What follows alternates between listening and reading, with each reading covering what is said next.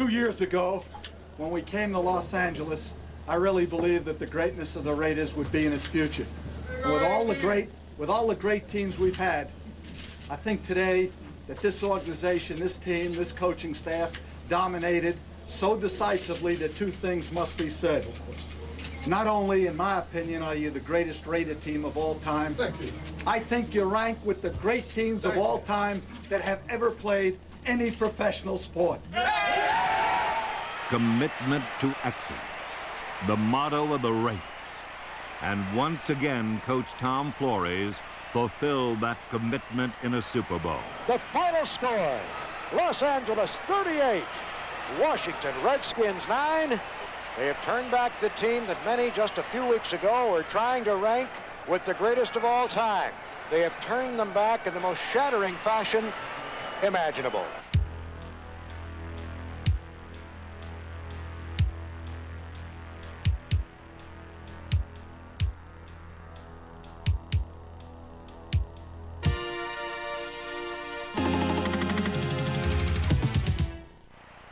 The NFL has had its great teams. They have come from Green Bay, Dallas, Miami, and Pittsburgh.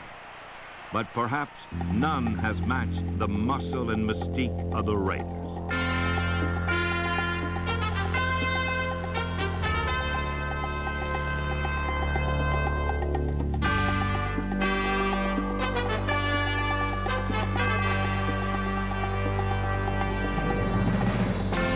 Over the past 20 years, the Raiders have been the winningest team in all of professional sports.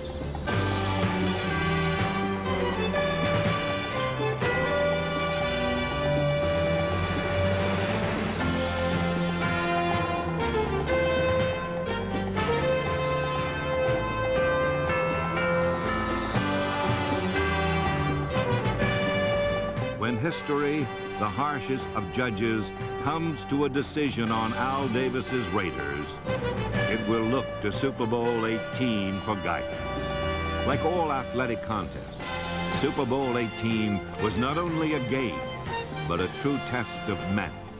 And right from the start, the Raiders proved they had the best men. Early in the first quarter, Washington's assistant coach Wayne Sevier prepared his punting team for the game's first critical play. Punt alert. Punt alert. Hayes to punt. Greg Pruitt waits back at his own 30.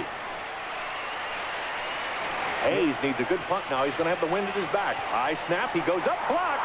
It's going to be blocked into the end zone. The Raiders on a chase. It'll be recovered in the end zone. It'll be recovered for a Raider touchdown. Lightning has struck wearing black and silver. Derek Jensen, number 31, blocked the kick, and I believe he recovered it. It's gone. We can't worry about that one. Oh, yeah. That guy just took an inside charge in Otis, and he missed him. The game's first touchdown was the result of an outstanding effort by Derek Jensen, number 31, the captain of the Raiders special teams. At the snap of the ball, Jensen cut inside of the Redskins' Otis Wansley.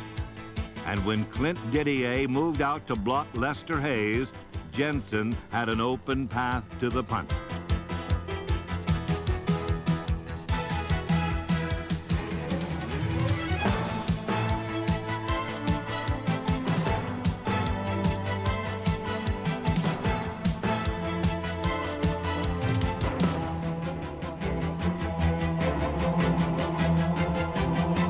In direct contrast to the aggressive play of the Raiders' special teams was the strangely conservative game plan of the Raiders' offense.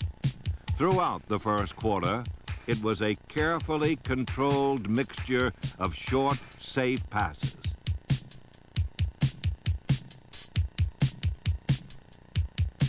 It was also a ticking time bomb, and early in the second quarter, it went off.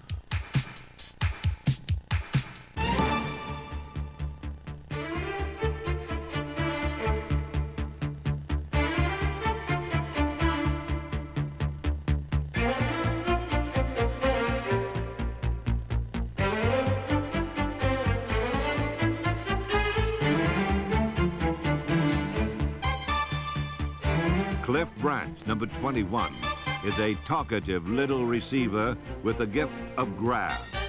And although he's 35 years old, he still had enough speed to beat both Anthony Washington and Darrell Green to the ball for a 50-yard gain for the Raiders.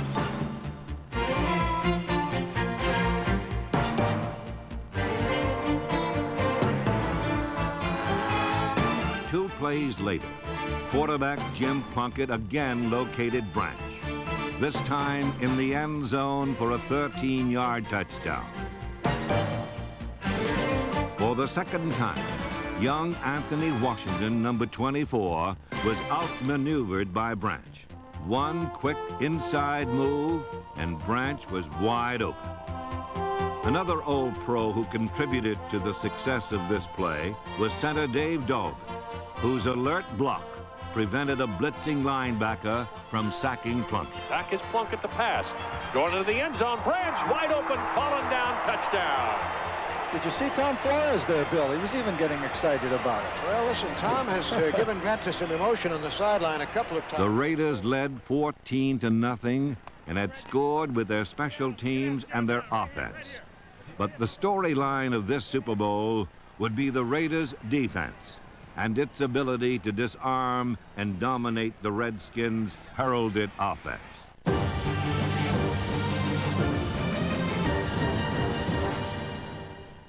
Figures in the Raiders' defense were the cornerbacks number 37 Lester Hayes and number 22 Mike Haynes.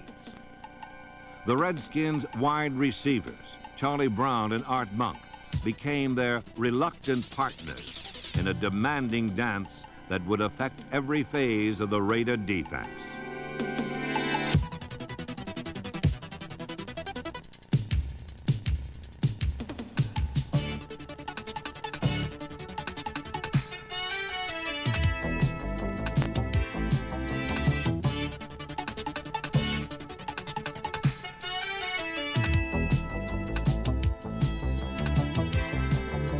It was man for man, jam and juke, bump and run. And the coverage by Hayes and Haynes was so intimidating that neither Brown nor Monk caught a single pass in the first half.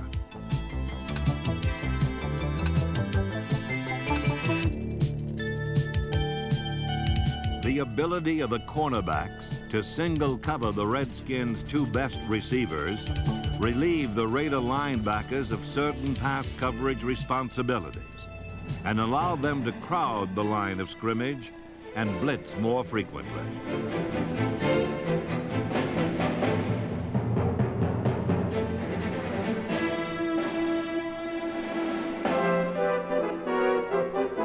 While the outside linebackers pressured Joe Theismann, the inside linebackers filled the gaps to stop John Riggins.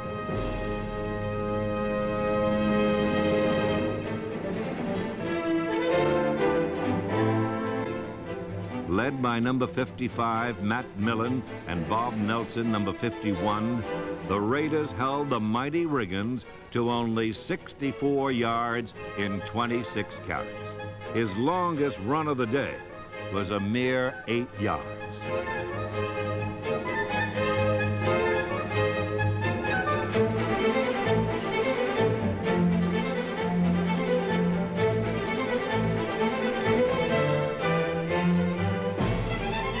Other teams were forced to use their safeties to help cover Brown and Monk. But because the Raider cornerbacks could cover them alone, safety Mike Davis, number 36, was free to come forward and help stop Riggins.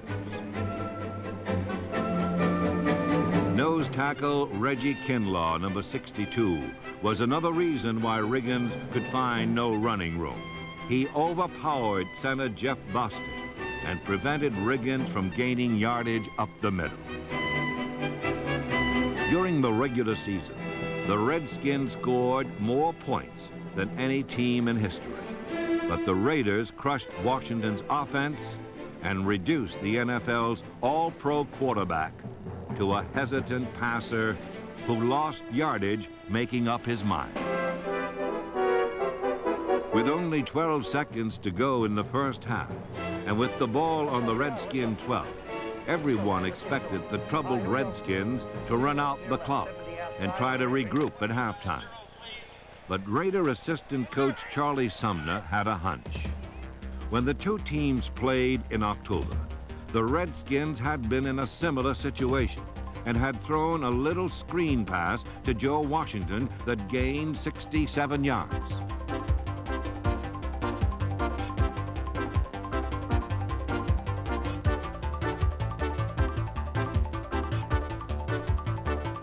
Anticipating the same play, Sumner replaced Matt Millen with a pass defense specialist, Jack Squirick, number 58, and instructed him to play man for man on Joe Washington. Here come the Redskins with 12 seconds to go in the half.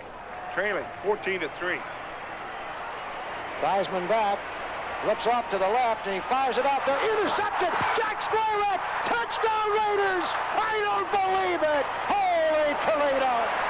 A screen pass, and they looked like they knew it was coming. Man ran right for it. I guarantee they looked like they knew that play was coming. Sumner's hunch was right.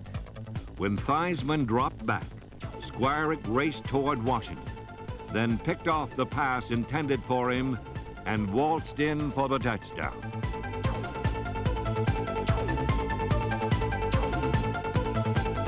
Squirick's interception was the most telling blow of the game and gave the Raiders a 21-3 halftime lead.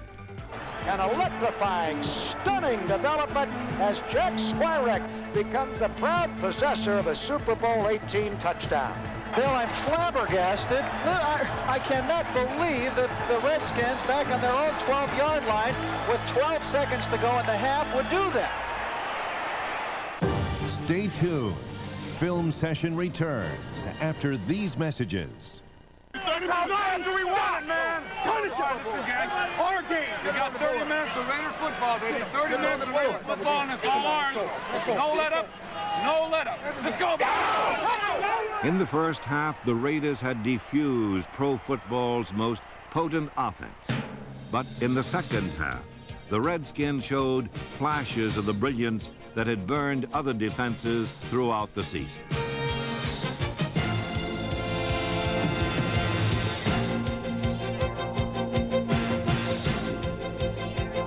In the third quarter, Joe Theismann called on a variety of receivers to move 69 yards in 8 plays to the edge of the Raiders' end zone.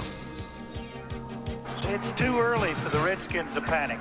They just got to play good, hard Redskins football. They can get back into this football game. If there's ever a team that could come back from a 21-3 halftime lead, it is the Redskins. They've scored 30. They've averaged 34 points a game. Boy, this is going to do a lot for that whole Redskin football team to get in right here. Here's Riggins, right side, vault, touchdown, Washington Redskins. No doubt about it. And they played Redskins football all the way on that drive. They have momentum back down. They get them right back in the football game. They just showed the silver and black that the burgundy and gold has come to play. The momentum that the Redskins established was slightly dissipated on the point after, when Don Hasselbeck charged through all-pro tackle Joe Jacoby and blocked the kick. Here's the extra point. Blocked! Blocked! 87. Don Hasselbeck, the tight end, blocked it. It was 21-9, and there was still hope for Washington. They had scored 17 unanswered points in the fourth quarter in that earlier game against Los Angeles. This time, however, the Raiders took the ball and turned out the lights.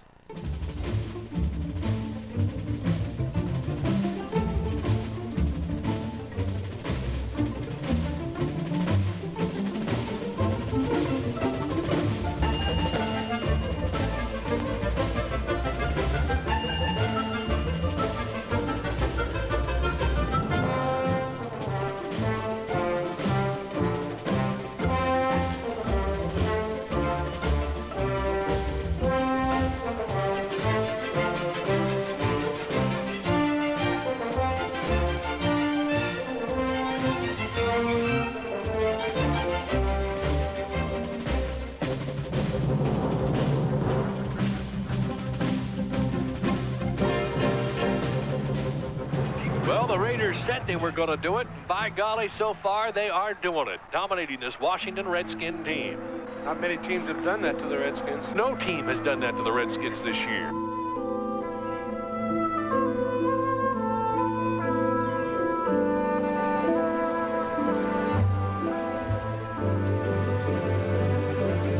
Crockett giving the ball here to Allen. Cut back over the middle. Dax is 3-2-1. Touchdown Raiders.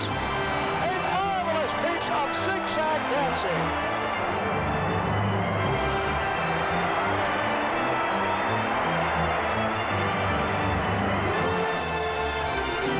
A beautiful adjustment by Marcus. He saw that opening, and when he did cut back, he had plenty of room and just had to sidestep one linebacker as he made it into the end zone. Scoreboard showing the Raiders 28, the Redskins 9, and we'll be right back.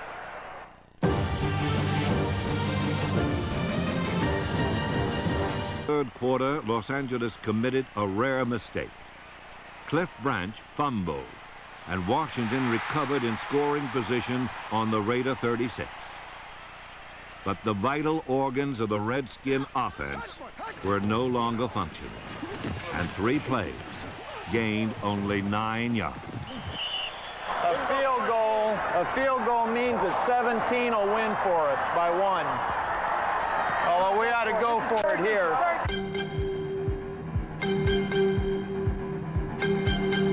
With it 4th and 1, Riggins was the only choice.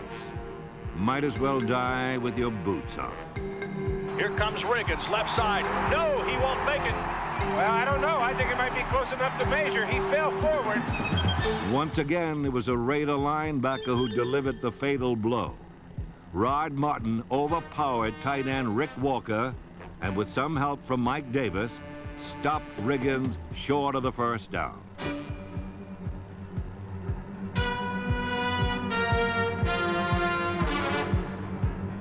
He did not make it. No, he didn't.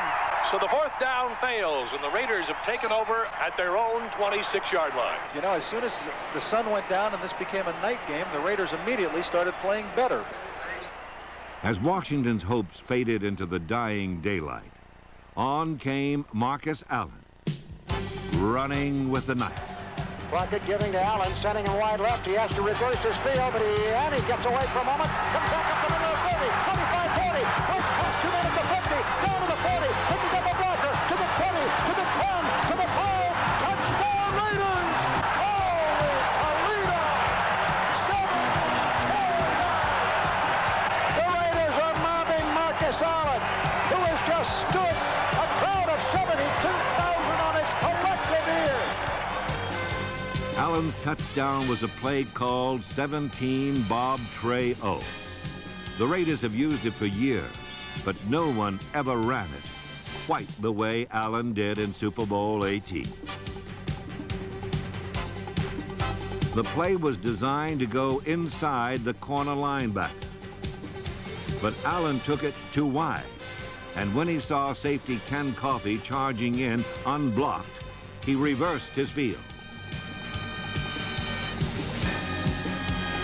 What began as an ugly, busted play turned into a beautiful 74-yard touchdown run, the longest in the history of the Super Bowl.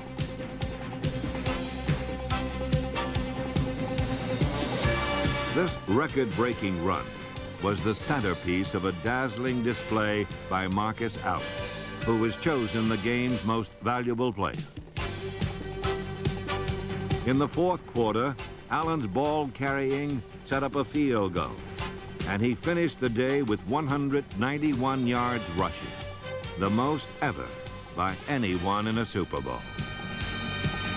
He was lightning in a game ruled by thunder, and he lit up the Super Bowl sky with a history-making performance. Let's keep dominating this team. Let's keep dominating. Keep dominating. No doubt. That's right. Let's abuse them. Let's abuse them, baby.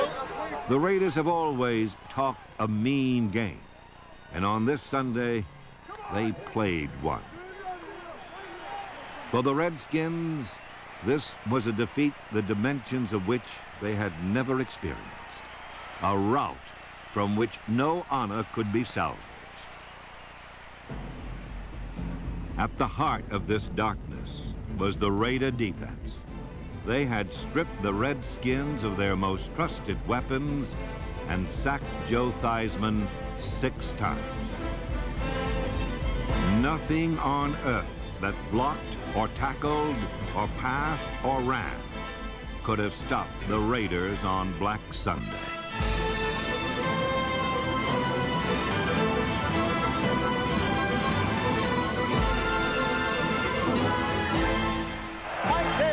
With a safety blitz, no way Theismann could see him. He was jolted loose from the ball, and the Raiders take it away.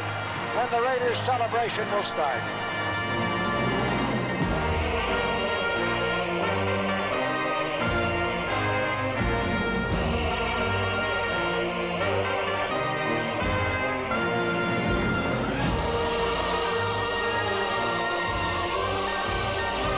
In Super Bowl XVIII, the Raiders again scaled the heights of football greatness and stood alone on the summit. A team of young men filled with promise and old veterans filled with pride.